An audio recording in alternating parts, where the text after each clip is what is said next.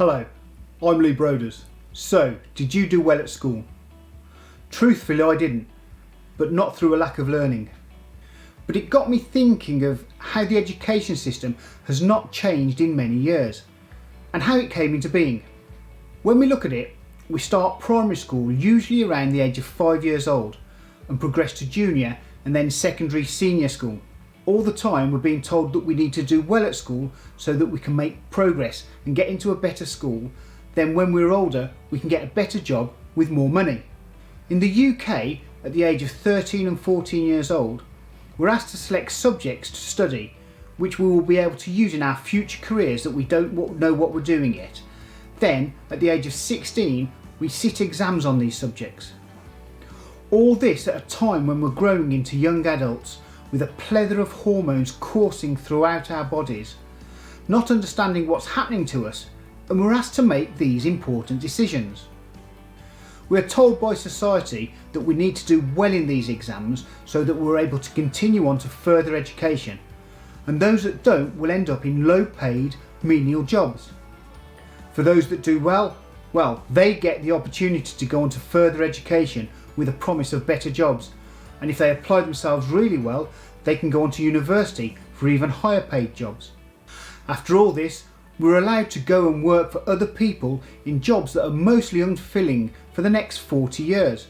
But we will get a pension at the end of it, we're told, when we can give up work and reap the benefits of our years of labour.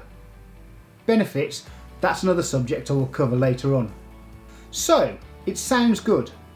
Well, not really, as the present education system came into existence after the Industrial Revolution, when there was a need to educate people so they could get a job and become part of the workforce, working in large organisations, with a few entrepreneurs in those days breaking through and starting their own businesses. I was speaking to a friend about this, who explained that the education system was so that there could be an objective measure to define what each of us is capable of, giving a structure of learning and measuring accomplishment by which we are all marked. This is all well and good, but we are all individuals with different learning styles, and if our learning style does not fit with the system, then sometimes we're labelled as troublesome, disruptive, or maybe even thick, sometimes not getting the education we deserve and being left and labelled by the system. But it is not all doom and gloom if you did not do well at school. Did you know that not all successful people were good at school? Albert Einstein dropped out of school when he was 15. Simon Cowell only got 2 O-levels, and Richard Branson, he quit school at 15 after struggling with severe dyslexia and no qualifications. Sir Alan Sugar, he left school at 16 with 6 O-levels, and Deborah Meaden from Dragon's Den didn't complete any of her A-levels. Yet, they all went on to become very, very successful. Please do not get me wrong, I think education is very, very important, but we all learn at different speeds with different styles, so there is no one way that fits all system.